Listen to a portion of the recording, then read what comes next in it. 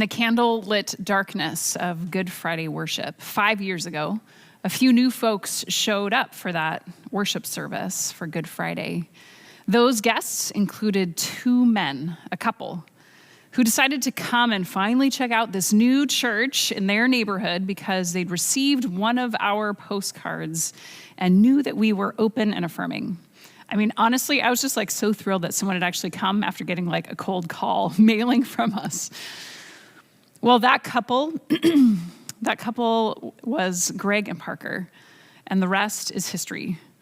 You know Greg Fenich as our outstanding church council treasurer, who has served as treasurer since we became an official church in 2018.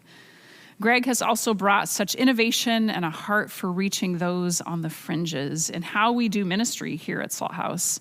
And he has served so many Sundays, washed so many dishes as part of our meals team, and he's made so many cups of coffee, and he has such a playful sense of humor. What you might not know is who Greg is and who he was before he walked through the doors here at Salt House. So today, the final weekend of Pride Month and the official Pride weekend for Seattle, we get to hear a final Salt House Pride story. We've been featuring shorter Salt House Pride stories all month. A huge thank you again to Kim and Sean and Mark for those. And today we let the voice of an LGBTQ person from our community take center stage as we hear in Greg's story, the story of Jesus. As we hear in Greg's story, the continuing journey of one who is queer and valued and wonderfully made and beloved of God and a foundational part of our community. Greg, you are a joy to me personally, and you're a gift to Salt House. Thank you for your courage to share with us today in such vulnerable ways, that we may know more of your story, more of Jesus's story of inclusion, and that we may grow in awareness and tenderness toward all LGBTQ beloveds. So friends, happy Pride, and welcome to the Salt House microphone, Greg Fenich. Good morning, Salt House, and thank you, Sarah and Jason, for being here in person to hear my story. My story is really about finding God, finding love, and finding a church community, which is Salt House. I grew up in Ephrata, Washington, a small town, about 5,000 people. Pretty normal childhood, with the exception we didn't have social media and cell phones by any means back then. Our religion in the house was Catholic. We didn't go to church often, primarily during the holidays. My family, we lived a modest life, so there was no parochial school. However, I did get a chance to attend catechism, but it wasn't really where I developed a relationship with the church or with God. But one thing that was really stood out that I recall growing up is I had this wanderlust for travel. I think it started in the 5th grade, Mrs. Bellum's class. Her daughter came to speak to us after her foreign exchange experience in Venezuela. At that point, in my mind, in my heart, I felt like God was calling me to travel. I didn't know where, but it was something that stayed with me. When I entered high school, my sophomore year, during the middle of it, my parents decided to move for my dad's job, which is, when you're in high school, it's never easy, but they did allow me to live out my sophomore year in Ephrata with another family, which I appreciated. Then my junior year, I moved with them, larger school. I went from a class of 100 to 1,200 kids. And, trying to make friends at that age is not easy. But, I studied, I did my homework, but I wasn't really me. And they saw that. And so they made me a deal during the middle of my junior year that I can move back to Ephrata if I found a place to live. And so I took them up on that deal. I had a friend in Ephrata. I said, hey, I need to find a place to live. Can you help me out? And he did. I was excited because I was going back to my old friends, my old high school. In that junior year, I moved in with Steve and Kay. Now, at that time, they were 28 years old, and they had a daughter, Erica, a small baby, which was fine. They also had a foster child, which again, was fine. All I knew is I was afraid of. What I didn't know was that they were the youth group leaders for the local Presbyterian church. I realized that when, I think it was every Wednesday evening, the house would get filled with students from school that I didn't really hang out with. I knew who some of them were. And so I kind of wander in my bedroom and shut the door.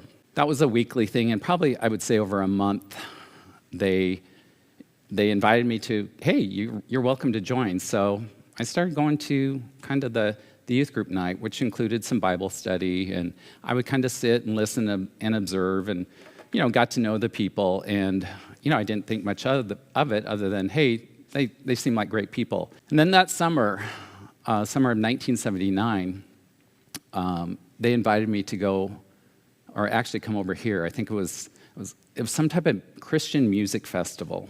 I don't recall the name of it. It was like Creation Festival. And to me, it was like, hey, I'm getting out of the house. I'm coming over to the other side of the state. Sure, I'll go. And it was amazing. It was like at this big, I think it was maybe state fairgrounds. Everyone was camping in tents, and, a lot of young people. Everyone was really happy, too, which, that was great. And the music, I'll never forget listening to Keith Green, the late Keith Green, Andre Crouch, Amy Grant. I was like, oh my gosh, I've never heard this type of music, and I was loving it. Each day was like new learnings for me.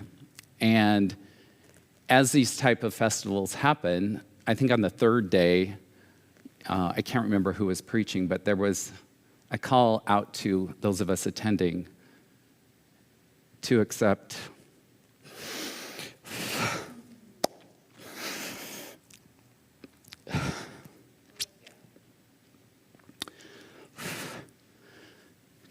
Christ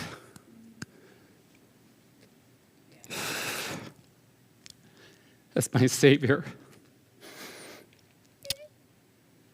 And that's when I found God.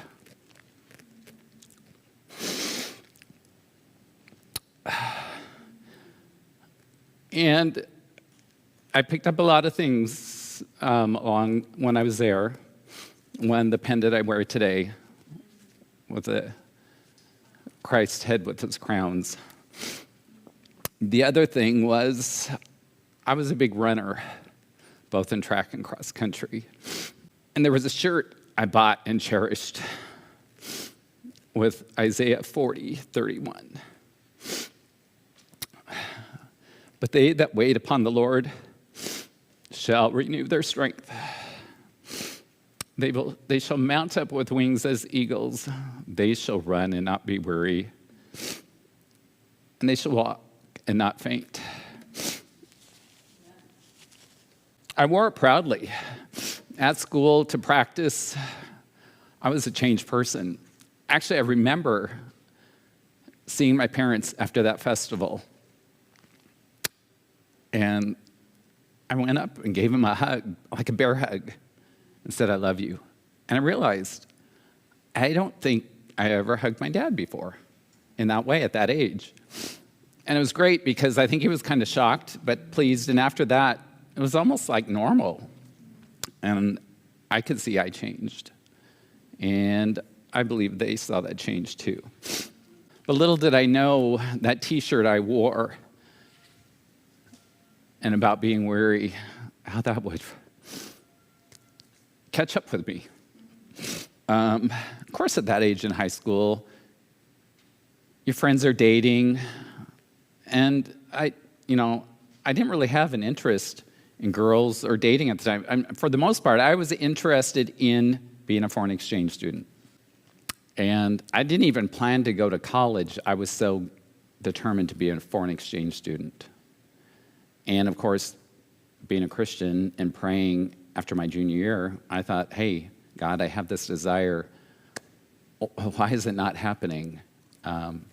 And so I accepted the fact that I was not going to be a foreign exchange student. And I also realized that, again, my friends were dating, and I didn't really think about dating girls. There wasn't that interest. But I wasn't interested necessarily in guys at the time, but there was some type of attraction. I didn't know what it was because I had never met a gay person. But my first love was God and that relationship. And so it didn't really bother me. So because foreign exchange didn't happen, I did the step that made sense, and that was to go to college without a plan other than to figure it out. So once I decided to go to college, I did what Christ was leading me to do, and that was join Campus Crusade for Christ, where I met friends, started going to church. But I also started realizing that I did start noticing guys more, and that maybe there was something inside of me that I wasn't really sure about. At the same time, the message in the church was creating a conflict from what I was feeling I might be and what the church was saying I should be. The other thing that was really predominant in society was your sexual orientation is a choice. And I'm like, why would somebody choose this? If I could choose the other way and I felt the other way, I would choose it. But that wasn't the case. So I did what I did in high school and get really busy. At one time, in addition to my full course load at college, I was working 3 other jobs, which meant I had no time to think about dating and meeting other people. I was forcing myself into the closet. But then something happened. My junior year of college, I met another gay male, another student. We hung out. We connected. For the first time, I started feeling feelings, which was, wow, I might be able to love somebody. It didn't work out. And I actually felt hurt, which was a new feeling I hadn't felt before. And so I actually celebrated in that because I was like, you know what? I can love because I can hurt. And that was the first time for me. However, as I mentioned, there was nowhere I could turn with those feelings. There was no social app I could look on my phone. There was no one I can talk to. And I wasn't feeling welcomed in the church. I fell into a dark period, like a lot of young gay people, a lot of young queer people of faith that have nowhere to turn. I turned to an eating disorder called bulimia. I was not proud of it. It lasted for 2 years. It was the only way at the time where I could get some type of release. I wasn't into drinking and drugs and any other thing that somebody may turn to. And I certainly wasn't going to take my life because my relationship with God gave me strength. But I go back to that t-shirt. I was weary. So I took that bulimia with me and I moved to Seattle after graduation, West Seattle. I got my own apartment, started my career in public accounting, which at the time was a very conservative environment to be in. But if you ever heard of overtime in public accounting, it's there. And guess what? It preoccupied my time. I did not have to worry about dating anyone. There was a lot of stuff going on back then. HIV was present. Or during that administration, in 1988, it was referred to as the gay plague. What else would push you into the closet even further? However, I knew deep down in my discussions with God, He knew who I was, who He created me to be, but I wasn't being authentic.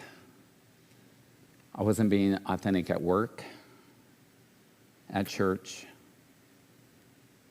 with my family. And I tell you, after those bear hugs with my parents back when I was a junior in high school. I loved, and I still do love my parents.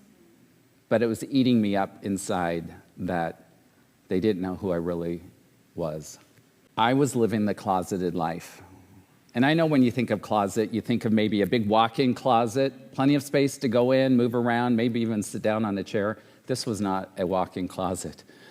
This was one of those tiny, dark, dirty, almost like a utility or broom closet, where, you know, when you have something that you think should be thrown away, but maybe not, or, you know, you stick it in there for a time when it might be needed.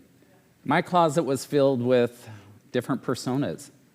Let's see, who was I going to, what situation would I be in socially, or who did I need to be? But a closet can only hold so much before everything comes spilling out. And so, as I was weary and broken, I continued to lean on prayer. I had some decisions to make.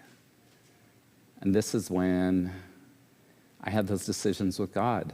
I knew He loved me, and I knew He created me in His image as a beloved child of His, even if I couldn't find validation in the church. But I knew I had to talk to people, starting with my parents. And of course, preparing for this discussion, I had to prepare for the worst case scenario.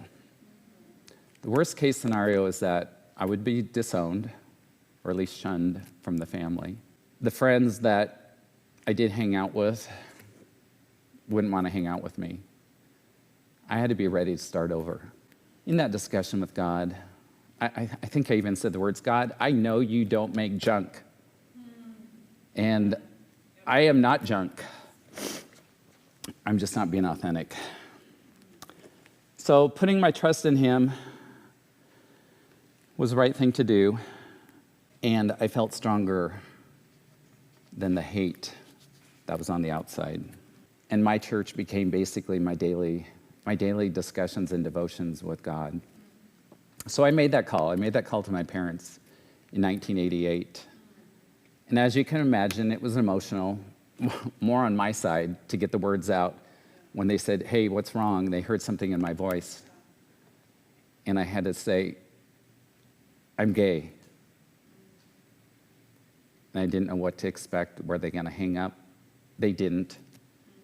They actually came over to visit me the next day in Seattle. And it was just their support, their love. And of course they had questions, and they really wanted to make sure I understood what I was talking about, and they didn't try to force me to be anyone but myself. I knew over time that there would be some awareness both on my side and their side from the fact that, oh, okay, I just came out of the closet. How do I feel normal in those situations again? So I bought this book called Now That You Know, and I read it. I'm like, oh gosh, this is great information for people that have just had somebody come out to them. Called my parents and I said, hey, I know you probably have a lot of questions. I have a book I want to send to you. Now That You Know. He said, oh, don't worry about it. I already went down to the library and read it. And I was blown away. And I said, good on you, Dad. I said, do you have any questions? He said, no, it's a good book. And I realized then that God gave me the best parents for my situation and for life. As things happened, the following spring, March of '89, my car broke down. I can tell you, I know how to put gas in the car. I can check the air in the tires. I can change a tire, but I had no idea where to even start looking. So I called my friend Scott. And I said, Scott, do you know anything about cars? And I didn't have a lot of friends at this time that I could call. And he said, no. Remember you met Parker a couple months ago? Why don't you call him? Yeah, I had met a guy named Parker, but it was in a kind of a social situation, you know, a small dinner, and I knew he was studying in medical school. I didn't have his phone number, and Scott did the deed, called and said, yeah, Parker said you could call him. He knows a lot about cars, and Parker does. So thank you, Parker. For the next 3 days, Parker taxied me back and forth from work to my client, which I thought was generous. And so I said, hey, let me take you out for dinner. You went through all this trouble. So we went out for dinner, had a great conversation. You know, he's busy studying in medical school. I'm studying for the CPA exam. So what do two gay guys do on the weekend? They study when they're free time. So we were studying together. We were getting to know each other. And then we had the opportunity to travel internationally for about 5 weeks in Europe. My first time to Europe. He had a plan with a female friend that backed out at the last moment. I had a lot of time from my banked overtime, so I said, let's go on the trip together. During that time, we really got to know each other. And I tell you, if you want to get to know somebody, travel with them, for the good and the bad. Ultimately, we fell in love. And that period where I was so focused on my relationship with God, I can see how he was focused on bringing love into my life in ways I would not have expected. And given my wanderlust for travel, I decided if I can't travel, I'm going to at least study it. So we moved to Arizona where he was practicing medicine, and I was studying international business. After 4 years of working based in Arizona, traveling the world, we had the opportunity to move overseas to Tokyo, Japan. My family was all excited. They brought up my childhood, say, you're finally doing your foreign exchange. And I said, yep, 20 years later, but with somebody I love. My parents said it was going to be tough being a gay person, and it was, because it was only until last year that you could get fired for being gay. And that's what happened to Parker as a doctor in Arizona. So this was an opportunity for him to put that past behind him and join me on a new adventure. We spent close to 15 years in Asia. In December 2012, we came back, and that was the year Washington State legalized gay marriage. We went to City Hall and said, what does it take to get married? And lo and behold, we got a marriage license 3 days later. On Christmas Eve day, we were married. That was a joyous Christmas. Family and friends congratulated us, with the exception of saying, why weren't we invited?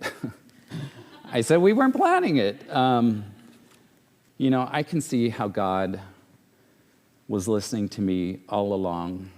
And it reminds me of, Philippians 6-7, where it says, don't fret or worry. Instead of worrying, pray. Let petitions and praises shape your worries into prayers, letting God know your concerns. Before you know it, a sense of God's wholeness, everything coming together for good, will come and settle you down. It's wonderful what happens when Christ displaces worry at the center of your life. So following the 15 years abroad, we moved back to Washington State in 2013. I was excited to come back, but it was a hard first year. Lost my father after the first week back unexpectedly. And during that next 12 months, I lost my boss, I lost a coworker, and I lost our dog. So again, I was weary, but I knew what God can do. And so through a lot of prayer, I was able to heal to the point where I was ready to find a church. As Sarah mentioned, lo and behold, we got a postcard. It was Good Friday of 2016. And when I checked out where it was located, I'm like, oh my gosh, I could walk there if I had to. Of course, we drive, but I could walk. And we came that first Good Friday. And I remember walking in the door, the welcome, the introductions. I just felt like, wow, this feels comfortable. This feels good. I felt the radical welcome. And I felt that I could be me at this church. That was the beginning of coming to Salt House. After hearing Pastor Sarah preach and the great music from Jason and the rest of the group, we were hooked.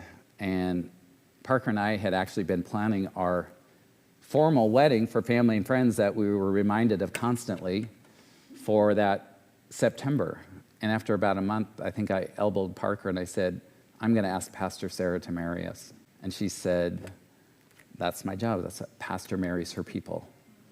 For the first time, not only did I find a church, but I was like, I'm actually going to have a wedding, or we are going to have a wedding, just like we always dreamt about, but didn't know would be possible. I've enjoyed getting to know Salt House, not only the people in the community, but through the council in the role of treasurer. It's been an inspiring journey, a place where I've seen radical inclusion of all kinds, and I've seen the great things that are being done by the community when we open our hearts and our hands to God to see where He will lead us with our generosity. And I'm even super excited that we will be funding Beloved Arise as one of our new initiatives.